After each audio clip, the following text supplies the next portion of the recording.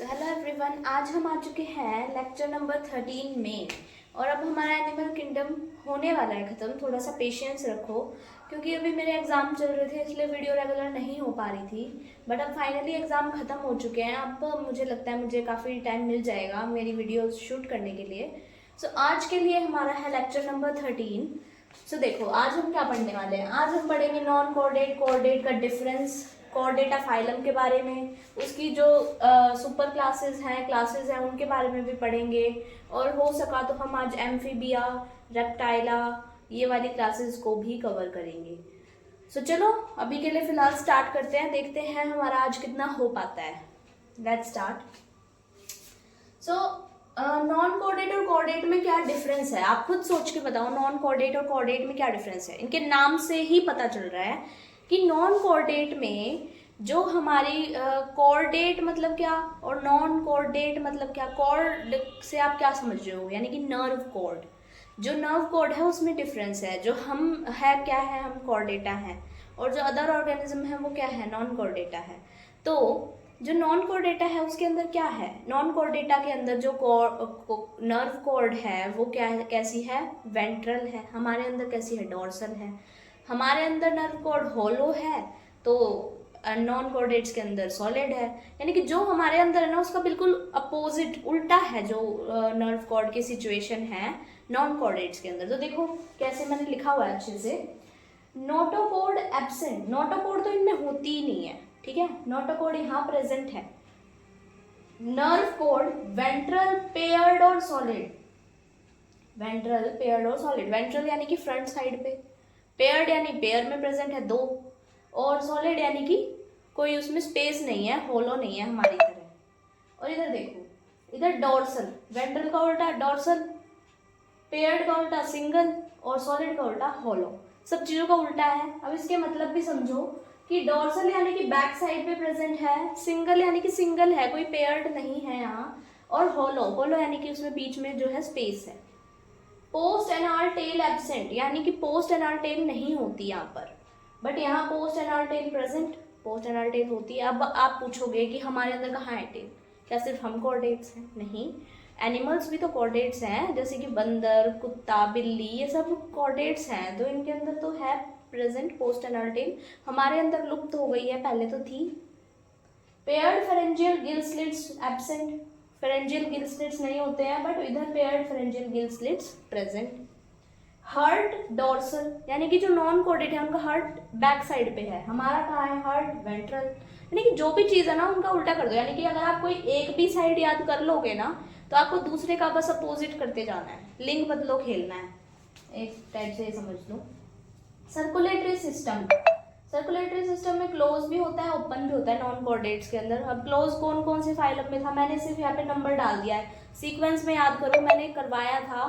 Sequence क्या थी, porifera, coelenterata, ctenophora, platyhelminthes, aschelminthes, annelida, arthropoda, echinodermata, mollusca, then hemichordata and chordata. Mollusca पहले आएगा, मैंने गलती से एकाइनोडर्मेटा पहले और मोलस्का बाद में कर दिया, पहले मोलस्का देन एकाइनोडर्मेटा, ऐसे आएगा।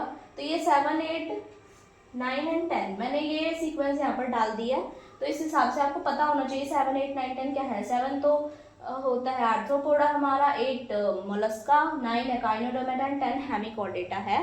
ये तुम्हें भी ऐसे याद होने चाहिए। और एक और है इसमें 6 जो एनालिडा है उसका लीच, लीच भी जो है क्लोज टाइप का सर्कुलेटरी सिस्टम कैरी करता है। ओपन कहाँ है, 6 में और 8 के ऑक्टोपस में, ठीक है। सिर्फ ये थोड़ी थोड़ी जो एक्सेप्शंस है वो याद रखना। इधर सब में सर्कुलेटरी सिस्टम क्लोज है, ये कौन है, कोऑर्डिनेट्स है। इधर सब में सर्कुलेटरी सिस्टम क्लोज है हमारे पास। तो अब हम पढ़ेंगे प्रोटोकॉर्डेट्स के डिविजन्स के बारे में, जो कि है यूरोकॉर्डेटा एंड सेफेलोकॉर्डेटा। इनमें क्या डिफरेंस है और इनमें क्या होता है। देखो, नोटोकॉर्ड जो यूरोकॉर्डेटा में है वो सिर्फ लार्वल स्टेज में प्रेजेंट होती है। लार्वल स्टेज यानी कि जब जो ऑर्गेनिज्म है वो लार्वल स्टेज में होता है, यानी छोटा होता है उसके टेल में, ठीक है, सिर्फ लार्वल टेल में। इधर persistent from head to tail throughout life. एक तो क्या डिफरेंस आ गया कि ये सर से लेके टेल तक प्रेजेंट है, और थ्रू आउट लाइफ है, यानी कि पूरी जिंदगी में प्रेजेंट है ये। और इसमें क्या है, open type of circulatory system है किधर, यूरोकॉर्डेटा में, और इधर क्या है, close type of circulatory system है। अब इधर क्या है, एक्सक्रीशन के लिए यहाँ पर न्यूरल ग्लैंड्स प्रेजेंट है, ठीक है, क्या प्रेजेंट है, न्यूरल ग्लैंड्स इंपॉर्टेंट है। और इधर एक्सक्रीशन के लिए प्रोटोनेफ्रीडिया प्रेजेंट है।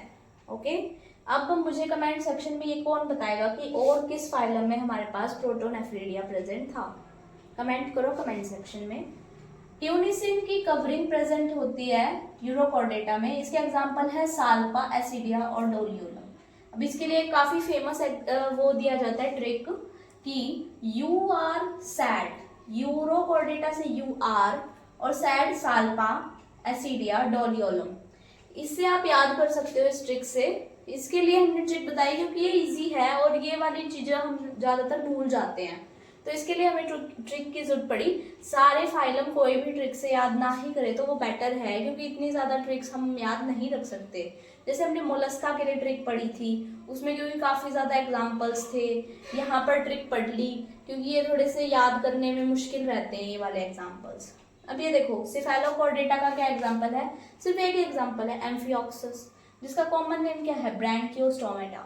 कॉमन नेम जरूर याद करना, मतलब ये जो दोनों नाम है ना आपको जरूर याद रखने हैं, क्योंकि कोई भी नाम से क्वेश्चन बन सकता है, ठीक है। अब तुम्हें ये कह दे ब्रैंकियोस्टोमेटा किस डिवीजन का मेंबर है, तो तुम समझ ही नहीं पाओगे कि कौन है ब्रैंकियोस्टोमेटा अगर सिर्फ एम्फियोक्सस याद करके गए हो, ठीक है। तो कंफ्यूजन नहीं होना चाहिए, इस वजह से दोनों याद करो तो बेटर रहेगा। एक दो बार पढ़ोगे ना तुम सारे एग्जाम्पल एनिमल किंगडम के, अलग से टाइम दो इसे, तो सब आपको याद होता चला जाएगा। सो चलो अब हम पढ़ते हैं कॉर्डेटा के क्लासिफिकेशन के बारे में थोड़ा सा डिटेल में। Let's start. कॉर्डेटा के पास दो हमारे डिविजन्स होती हैं, दैट इज इनवर्टिब्रेट और वर्टिब्रेट।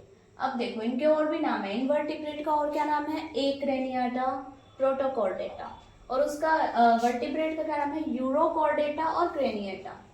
तो देखो अब ये नाम याद करने क्यों ज़रूरी है, चलो तुम्हें बताती हूँ मैं थोड़ा सा, कि अगर हमें क्वेश्चन मुश्किल बनाना है तो हम क्या करेंगे।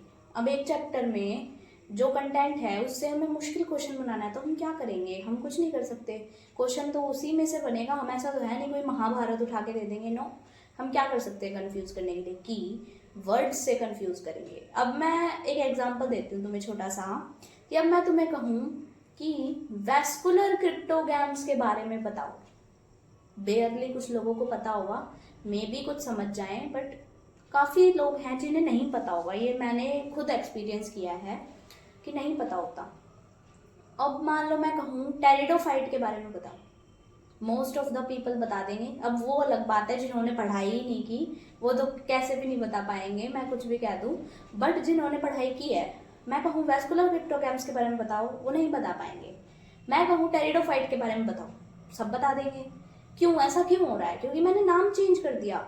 अब वैस्कुलर क्रिप्टोग्राम टेरिडोफाइट को ही बोलते हैं। प्लांट किंगडम को पढ़ो थोरोली, तुम्हें पता चलेगा कि वैस्कुलर क्रिप्टोग्राम मतलब टेरिडोफाइट ही होता है। वैसे ही इनवर्टिब्रेट मतलब प्रोटोकॉर्डेट या एक्रेनिएटा ही होता है, और वर्टिब्रेट मतलब भी यूरोकॉर्डेटा या क्रेनिएटा ही होता है। अब एग्जामिनर इतना पागल तो है नहीं कि तुम्हें सिंपल वर्ड देके तुम्हारी सारी चीजें आसान कर देगा, नहीं, वो तुम्हें थोड़े मुश्किल वर्ड्स देगा, क्योंकि चीज़ें उतनी ही आसान रहती है हमेशा।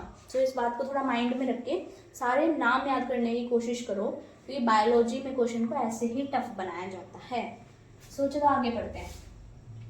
अब जो हमारे प्रोटोकॉर्डेटा हैं, प्रोटोकॉर्डेटा के भी दो डिविजन्स हैं, जो कि क्या है, यूरोकॉर्डेटा एंड सिफेलोकॉर्डेटा। इनके बारे में हम आगे पढ़ेंगे, अभी सिर्फ हम डिवीजन को ऊपर से देख रहे हैं कि क्या डिविजन्स हैं, एक है यूरोकॉर्डेटा और एक सिफेलोकॉर्डेटा। सेकंड है, इसमें यूरो और इसमें यूरो का भी देख लेना भाई, इसमें देखो यूरो URO है, इसमें यूरो EURO है। इधर वाले यूरो का क्या मतलब होता है, इधर का मतलब होता है ट्रू कॉर्डेट्स। यूरो का कहीं भी आ जाए ना यू, तो ट्रू समझ जाना, ठीक है। ऐसी कई जगह पे आएगा आपके आगे, जब भी कहीं यू का यूज होता है, यू सफिक्स जहां लगता है, यानी कि उसका मतलब होता है ट्रू, ठीक है। क्रेनिएटा और वर्टिब्रेटा, भी इसे बोलते हैं। इसकी डिविजन्स क्या है, अग्नैथा और ग्नैथोस्टोमेटा। अग्नैथा मतलब, ग्नैथास का मतलब होता है जॉ, मतलब जॉ लेस, यानी कि जॉ है ही नहीं। और इसके अंदर आता है हमारा साइक्लोस्टोमा का मेंबर है ये, मतलब साइक्लोस्टोमा इसका मेंबर है। साइक्लोस्टोमा फिर अगर दांत नहीं होते तो कैसे अपना फूड की रिक्वायरमेंट्स पूरी करता है, सक करके। उसके पास एक सकिंग टाइप माउथ होता है, उससे वो सक करता है। ओके, ग्नैथोस्टोमेटा के पास जो है, यहाँ पर फिन बियरिंग एनिमल्स भी हो सकते हैं और टेट्रापोडा भी। फिन बियरिंग यानी कि जिसमें फिशेस आती हैं, हमारी पाइसेस की जो क्लास है, और टेट्रापोडा यानी कि जिसके पास पैर हाथ हैं, 4 पैर, यानी कि मतलब 4 हाथ पैर हैं जिसके पास। इनमें कौन कौन आएगा, मैमल, एम्फीबिया, रेप्टाइल्स और मैमल, एम्फीबिया, रेप्टाइल और बर्ड्स। ओके, सो अब हम पढ़ते हैं क्लास साइक्लोस्टोमेटा के बारे में। साइक्लोस्टोमेटा में क्या है, ये जॉलेस फिशेज है। मैंने आपको पहले भी बताया था, जॉलेस यानी कि जिनके पास टिथ नहीं है। तो इनके पास क्या है, एक सकिंग टाइप का माउथ प्रेजेंट है, जिससे ये लोग सक करके अपना न्यूट्रिशन लेते हैं। इन पे टिथ नहीं है च्यूइंग या बाइटिंग के लिए। लोकोमोटरी ऑर्गन नहीं है, यानी कि पैर हाथ भी इनके कुछ नहीं है, यानी सांप जैसा स्ट्रक्चर है जिसपे दांत नहीं है, सकिंग माउथ होता है इनका। ठीक है। Ectoparasite on large fishes. Ectoparasite यानी कि एक्टो और एंडोपैरासाइट समझते हो क्या होता है? देखो, एंडोपैरासाइट यानी जो किसी की बॉडी के अंदर रहता है, एक्टोपैरासाइट यानी कि जो बॉडी के ऊपर रहता है, जैसे कि लाइसिस होती हैं जो सर में रहती हैं, जो खून चूसती हैं। अब एंडोपैरासाइट क्या होती है, जैसे एस्कैरिस होता है जो हमारे इंटेस्टाइन में रहता है, जो हमारे इंटेस्टाइन में होल कर देता है, वो हमारी बॉडी के अंदर होता है। बट जो लाइस है वो हमारी बॉडी के ऊपर होती हैं। तो ये क्या है, एक्टोपैरासाइट, यानी कि ये बॉडी के ऊपर रहता है लार्ज फिशेज के। Scales are absent on their body. Paired fins are also absent in cyclostome. यानी कि कोई इन पे स्केल्स प्रेजेंट नहीं होते और ना ही कोई इन पे पेयर्ड फिन्स होते हैं। ठीक है। Gill slits 5 to 16 pairs. Gill slit के या तो इन पे 5 से लेके 16 तक कितने भी पेयर हो सकते हैं, वेरिएबल हैं। ठीक है, कोई फिक्स नंबर नहीं है। Vertebral column made of cartilage. जो इनका वर्टिब्रल कॉलम है वो कार्टिलेज का बना होता है। इंपॉर्टेंट पॉइंट्स हैं ये, अच्छे से याद रखना। एंडेरोमस माइग्रेशन। अब एंडेरोमस माइग्रेशन का मतलब क्या है? एंडेरोमस माइग्रेशन का मतलब है कि जब इनकी लाइफ साइकिल में तो ये मैराइन वाटर्स में रहते हैं, लेकिन जब इनका टाइम आता है मेटिंग करने का और यंग वंस को प्रोड्यूस करने का, तो ये फ्रेश वाटर में चले जाते हैं और अपनी जो यंग वंस होते हैं उन्हें प्रोड्यूस करके ये मर जाते हैं। इतना ही इनका लाइफ साइकिल है। अब आप सोचोगे कि यंग वंस प्रोड्यूस हो गए, वो भी तो मर जाएंगे फ्रेश वाटर में, क्योंकि इन्हें जीने के लिए मैराइन वाटर चाहिए, फ्रेश वाटर में नहीं जी सकते। बट ऐसा नहीं होता, जो इनका लार्वा होता है ना, वो तो फ्रेश वाटर में ही रहता है। यानी जो छोटा छोटा अभी बच्चे सिर्फ पैदा हुए लार्वा, ये फ्रेश वाटर में छोड़ जाते हैं। जब वो अडल्ट होता है तो वो माइग्रेट कर जाता है कहाँ, मैराइन वाटर्स में, जहाँ पर वो जी सकते हैं। फिर जब उसे फिर से मेटिंग करनी है, यंग वंस प्रोड्यूस करने हैं, तो फिर ये फ्रेश वाटर में आते हैं। ठीक है, इसे बोलते हैं एनाड्रोमस माइग्रेशन। काफ़ी इंपॉर्टेंट है, याद रखना तुम लोग। इसके एग्जाम्पल क्या है, पेट्रोमाइजन, लैम्प्रे जिसे बोलते हैं, और एक माइक्सिन। माइक्सिन का कॉमन नेम है हैगफिश।